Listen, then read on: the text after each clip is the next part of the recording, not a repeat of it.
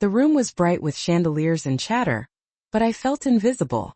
My mom stepped in smiling, introducing a man I had never met, her new husband, Richard, and the warmth in the room seemed to freeze. She looked straight at me, her eyes sharp, and blinked 3 times, our childhood code that something was wrong. I clenched my hands under the table, heat rising to my cheeks as my older brother Jason laughed along, oblivious to the signal. My sister Lily whispered a surprised "wow," and turned away before I could respond. I knew this was the moment I had been dreading, but nothing could have prepared me for how completely my family had dismissed me. Before I go on, if this story speaks to your heart, please take a moment to like, subscribe, and drop a comment with the city or country you're watching from and your local time. I promise this will make sense as we go on. My name is Emily Carter, I'm 28 years old, and that night changed everything for me and the way I saw my family. It was supposed to be a simple family gathering, a welcome party, but it became the night I realized I had no one to trust without caution. Let me take you back to where it all began, to understand how that blink meant more than just a gesture, how it connected to a lifetime of warnings I had barely noticed. I stepped back, keeping my distance, trying to act normal while my heart raced. I watched Richard laugh and shake hands with my aunts and uncles, everyone seemingly charmed by him, and I felt the old familiar sting of being overlooked. My mother smiled too widely, a forced kind of pride, and I remembered the countless family dinners when my opinions, my successes, and my questions were brushed aside, as if I had never existed. The blink 3 times was a warning I had learned as a child, a signal from my mother when something dangerous was near, and it sent a chill down my spine.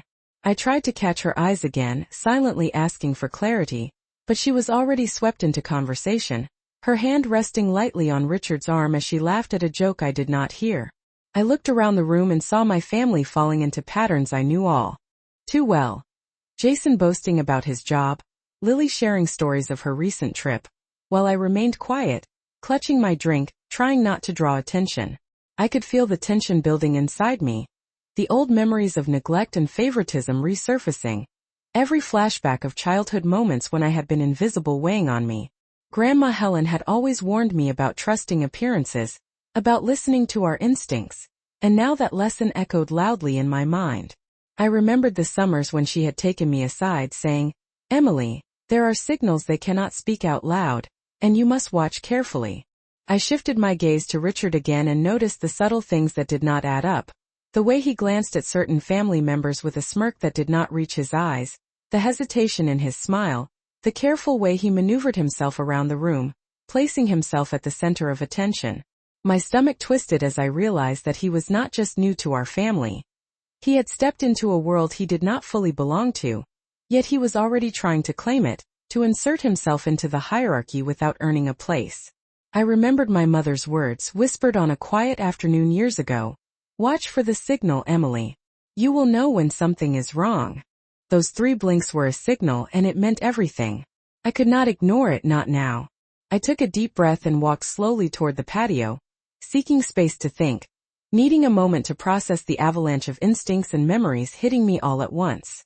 The summer air was warm, but it could not chase away the tightness in my chest. I replayed family events in my mind, comparing them to the subtle cues I was now seeing. The favoritism, the blind trust, the absence of genuine curiosity about me, the way accomplishments I had worked for quietly were often minimized, and it became clear that this was not coincidence. Something about Richard was dangerous, not in a visible way, but in a way that threatened the foundation of the family, the trust that had been built over decades. I felt the old anger stirring, the kind that had built up through years of being overlooked, ignored, and dismissed, combined now with a sense of responsibility. If I failed to act, someone would be hurt. I knew I could not speak up yet, not in front of everyone, but I needed to observe, to gather information, to make sense of the situation before it escalated. I made a silent vow to remember every word, every glance, every shift in posture and tone, cataloging each moment with the precision I had learned from years of being cautious and aware.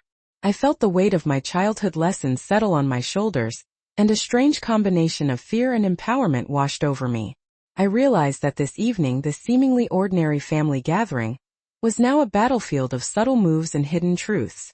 The warm laughter, the polite clapping, and the effortless smiles were all masking the undercurrents I had been trained to see, and I would not be blind to them.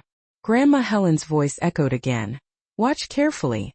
They do not always speak the truth, and your instincts will guide you. I took another sip of my drink, letting the cool liquid calm my racing thoughts just enough to focus. Every detail mattered. The tilt of Richard's head, the way my mother's fingers twitched when she smiled, the slight pause in Lily's laughter. All of it was data, and I had learned long ago to trust these signals.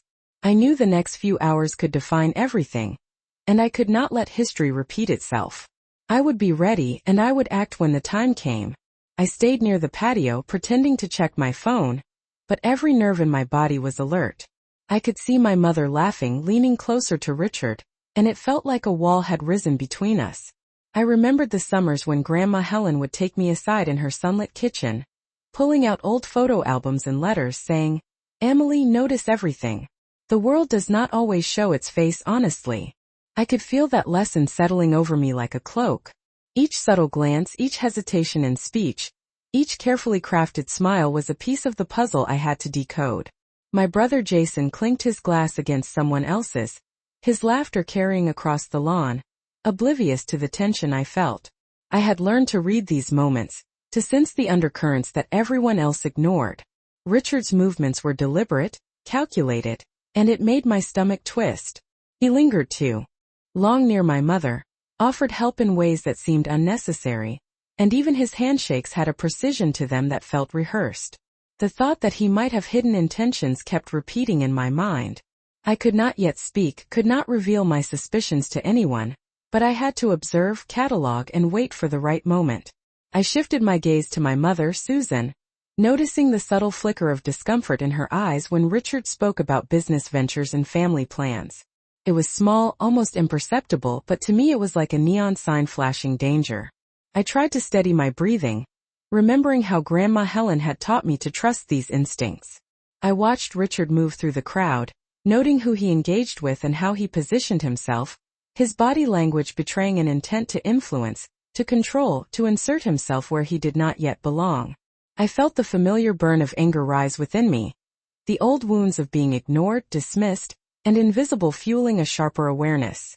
Each laugh that did not include me, each story shared without acknowledgement, each compliment my mother gave without glance in my direction reinforced the pattern I had known all my life.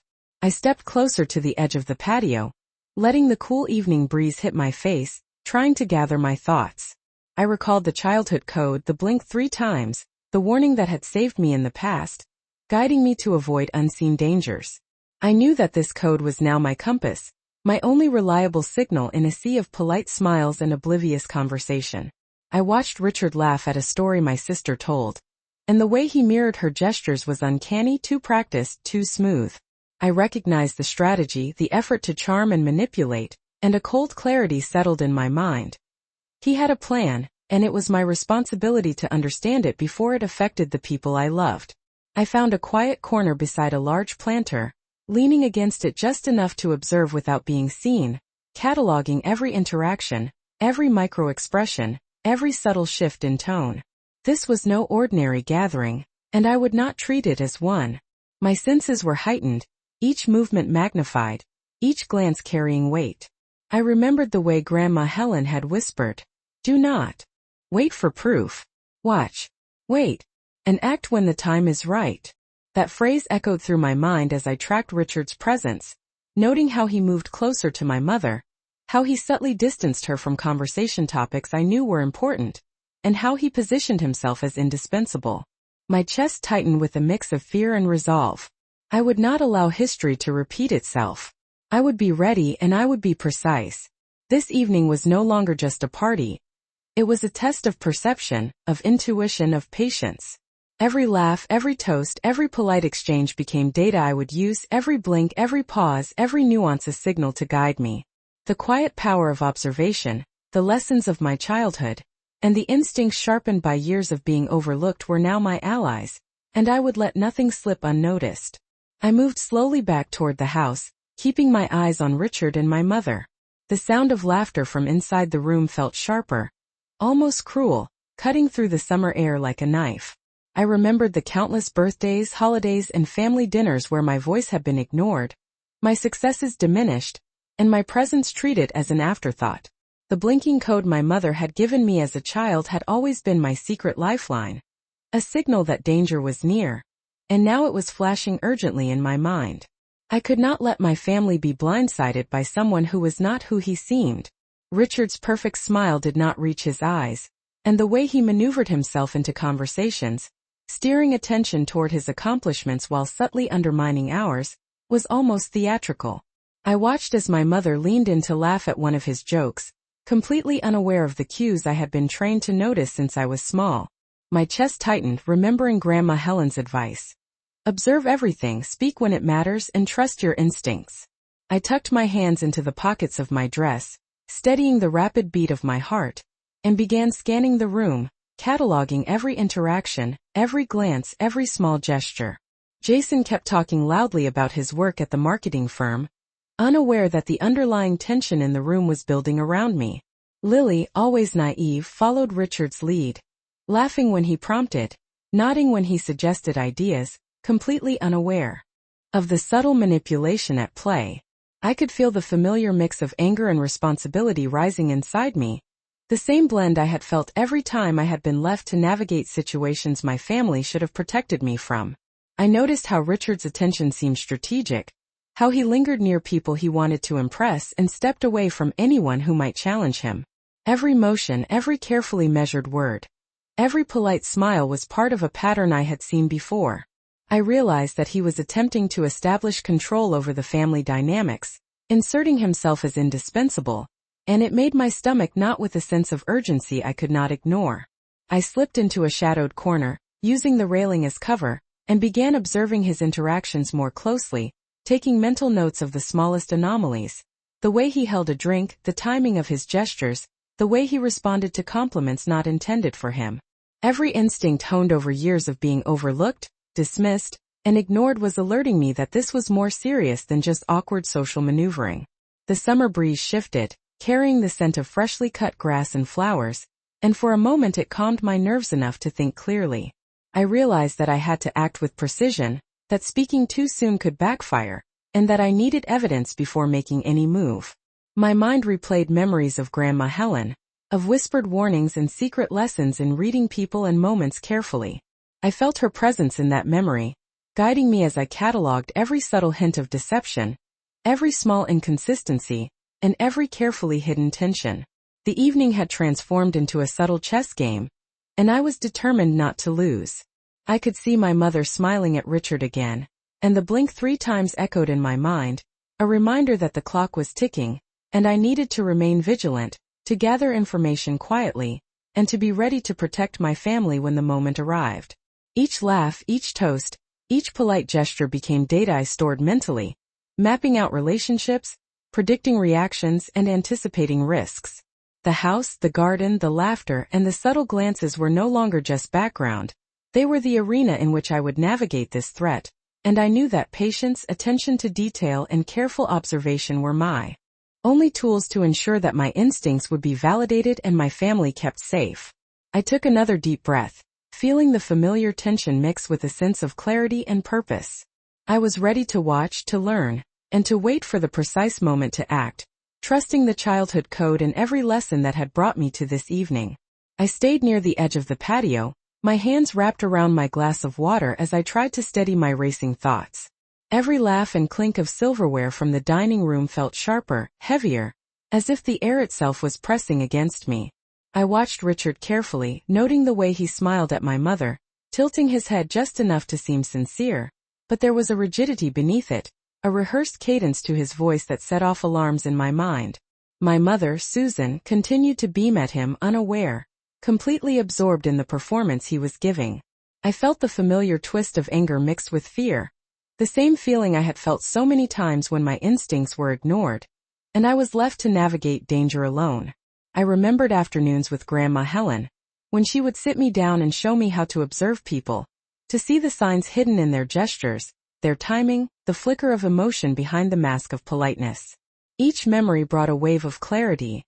Richard was carefully inserting himself into every moment, positioning himself as indispensable, and I could see how easily my family might be fooled. I turned my attention to Jason, who was leaning back in his chair, laughing loudly, oblivious to the tension. Lily was at Richard's side, nodding along to everything he said, her energy bright but naive, blind to the subtle manipulations around her. My chest tightened as I catalogued every word, every movement, every glance. Richard's presence was deliberate, calculated, and the more I observed, the more the pattern emerged. I could feel the old fire of frustration and vigilance that had been drilled into me during years of being ignored and underestimated, fueling my awareness and sharpening my focus. I walked slowly along the patio edge, using the planters as cover, listening to the murmur of conversation and noting the tiny shifts in behavior, the slight hesitation in my mother's laugh, the careful timing of Richard's gestures, the way he steered topics to highlight himself. Every detail was a piece of a puzzle that I was determined to solve before it was too late. I thought about the signals we had used as children, the blink 3 times, the silent warnings that something was wrong, and I realized that this code was the only reliable measure I had to gauge the threat Richard posed. My mind raced through scenarios, imagining the ways he could disrupt or control, and I felt the responsibility settle on my shoulders. The family was unsuspecting, absorbed in the comfort of familiarity and charm, and I could not let them be blindsided. I took a deep breath, letting the cool evening air fill my lungs, and focused on every micro-expression, every interaction, every subtle shift in tone or body language. I felt the lessons of the past, of vigilance and careful observation, merging with the urgency of the present. The party, with its laughter, toasts, and polite smiles, had become a stage for me to watch, to gather evidence, and to prepare for the moment when I could act decisively. I reminded myself to stay calm, to keep observing, and to trust the instincts that had kept me safe through childhood and beyond. Each moment brought new pieces of information, and I cataloged them all, ready to use them when the time was right. The evening stretched on, filled with conversations and subtle cues, and I knew that patience, observation, and trust in my intuition would be the tools I needed to protect my family and uncover the truth hidden behind Richard's perfect facade. I felt a quiet determination settle over me, knowing that I was ready, that I was alert, and that I would not allow my family to be blindsided.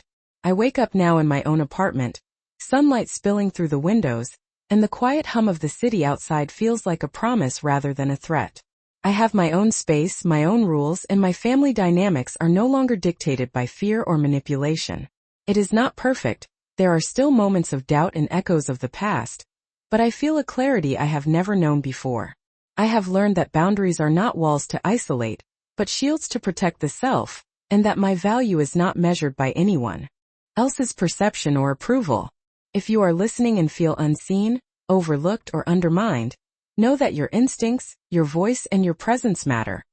You do not need anyone else's validation to claim your space in this world. Healing takes time and independence is a quiet triumph, but both are worth every effort. I want to thank you for staying with me through this story, for trusting me to share a part of my life that was heavy and complicated, and for allowing yourself to feel alongside me. You are not alone in these experiences, and sometimes knowing that is enough to begin forgiving, beginning to stand, and beginning to heal. I would love to hear from you. What is one moment when you realized you needed to trust your own instincts and protect your boundaries? If this story resonated with you, only if it truly touched your heart, please consider liking, subscribing, and leaving your city or country and local time in a comment. It would mean so much to know we are sharing this moment together. Emily Carter, 28, and the lesson I want to leave you with is, your worth is defined by no one but yourself.